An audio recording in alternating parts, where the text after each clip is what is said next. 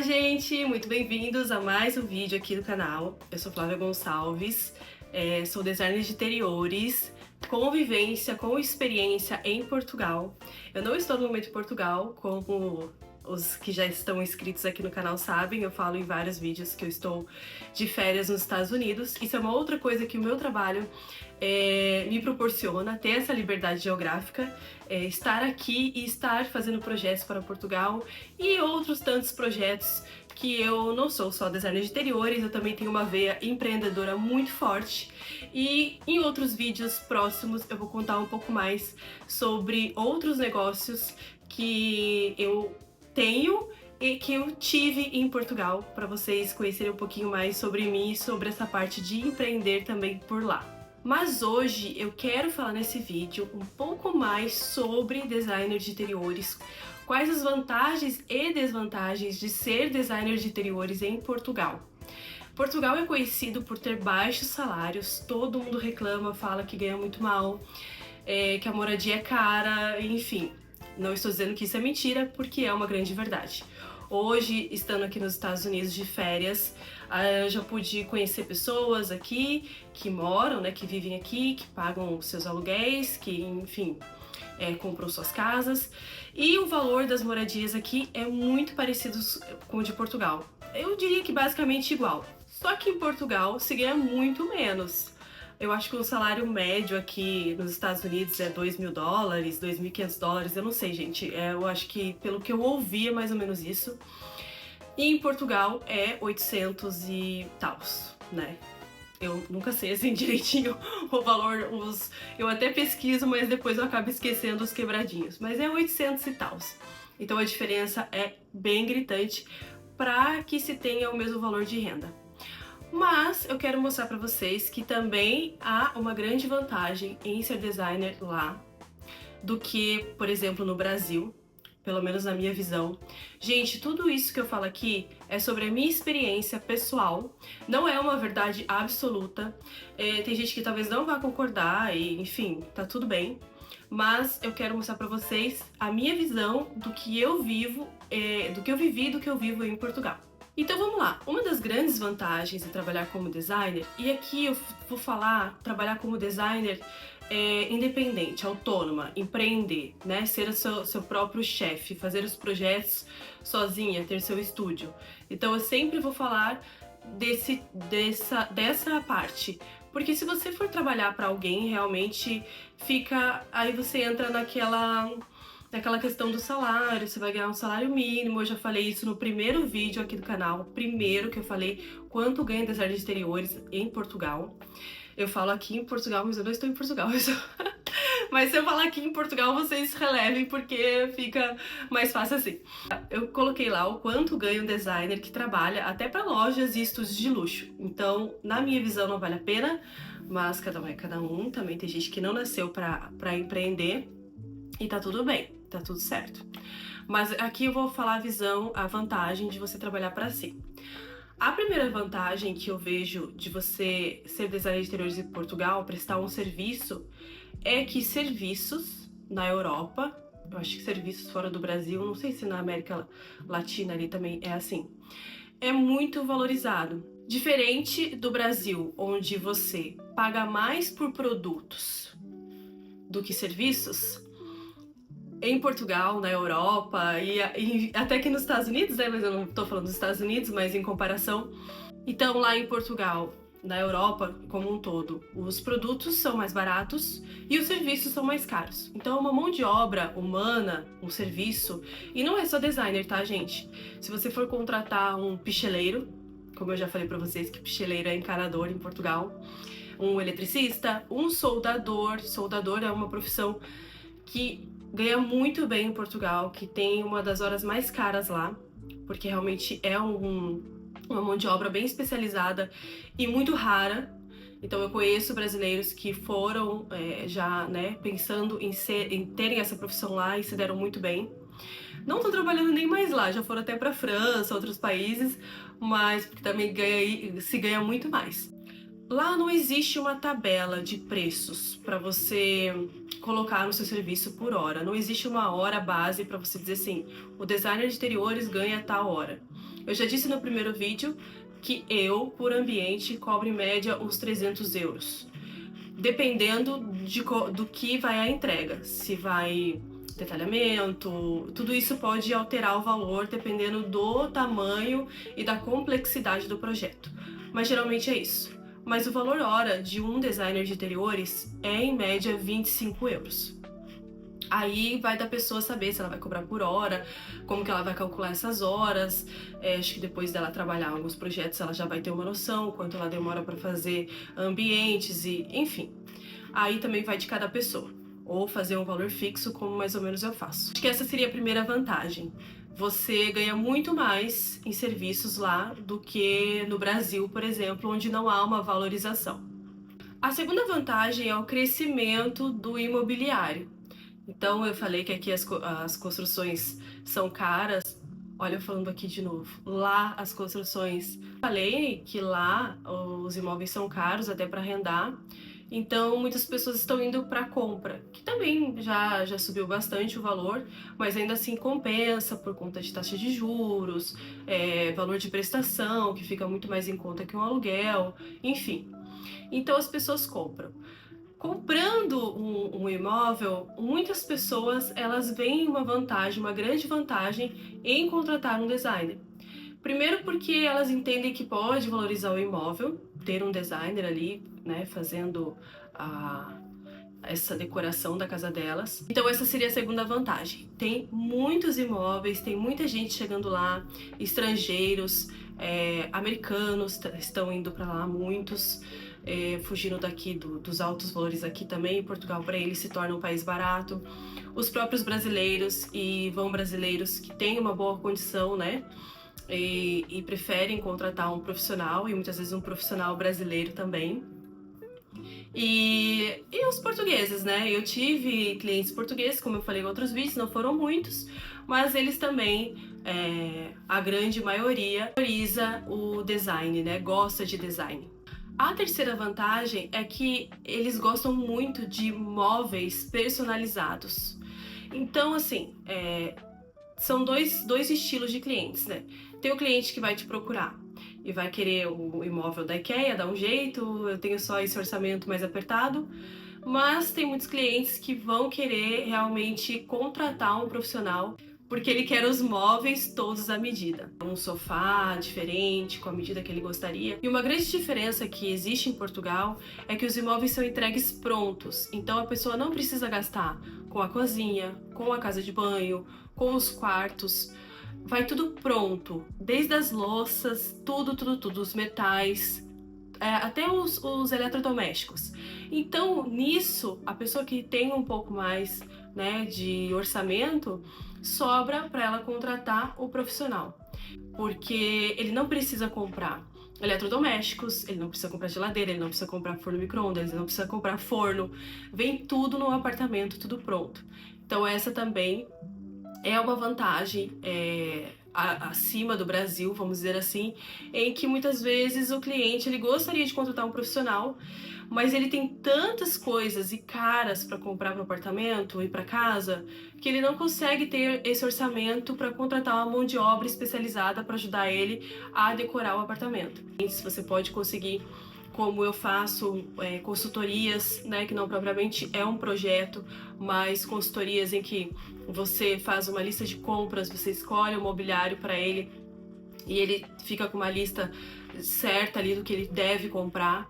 Então você também ganha nesse tipo de serviço. Sobra mais orçamento para contratar um profissional porque o imóvel já está todo completinho ali, né? Faltando só os detalhes mesmo, os decorativos, cama, sofá, essas coisas. Uma outra coisa é a questão do mercado ser pequeno, que eu acho que a gente pode elencar como vantagem e depois também como desvantagem. Mas vamos falar da vantagem do mercado ser pequeno. Por que seria vantajoso? É mais fácil você se destacar. E também é um mercado que, além de pequeno, eu vou adicionar aqui uma outra questão, é muito mais do mesmo, é muito parecido. O português, ele não arrisca muito. ele faz meio que tudo igual. Tanto que se você for lá e você começar a conhecer as opções do mercado de imobiliário e você for nas lojas, é praticamente um copia e cola. Você vê a mesma cadeira, a mesma estampa em todas as lojas. Não tem assim uma diversidade de desenhos, de design do mobiliário, sabe? Então, essa seria uma grande vantagem. A chance de você conseguir se destacar criando um estilo próprio, fazendo um design diferente. Eu acho que essa foi uma das minhas grandes vantagens lá, porque eu vim com esse pensamento, eu criei esse pensamento de fazer uma diferença, de decorar de forma diferente, de trazer um pouco o design brasileiro, né, essa mistura que a gente faz, que eles adoram, inclusive, por sinal, mas é que eles não conseguem replicar essa mistura, mas eles amam essa mistura que a gente faz no Brasil. Então, essa seria uma grande vantagem. Um mercado menor, com muita coisa igual, em que é muito mais fácil você ter o seu estilo próprio e conseguir mais clientes por conta de que muita gente tá cansada desse mais do mesmo, querem coisas diferentes. Eu acho que Portugal tá num momento assim divisor de águas. Tem algumas situações complicadas que estão acontecendo lá, eu tenho acompanhado daqui, mas em junho eu chego lá e eu vou me inteirar mais. Mas eu acho que também, em contrapartida, eu acho que é isso, o caos antecede grandes mudanças, né? Então eu acho que esse caos que está se instaurando é porque as coisas lá realmente agora deram aquela mexida mesmo e a coisa vai para um lado melhor. Eu acredito nisso. Eu sou otimista. Bem, como eu não quero falar somente das coisas boas, né? Eu sei que tem muita gente que, até para crescer canais do YouTube e tudo mais, eles querem falar só as partes boas e não falar nada que desabone, enfim. Mas não é isso que eu quero falar sempre a verdade para vocês, trazer um conteúdo bem interessante. Então eu também vou elencar as desvantagens, tá? Às vezes eu fico olhando assim aqui pro lado, porque eu anotei as coisas, pra não esquecer muito, né?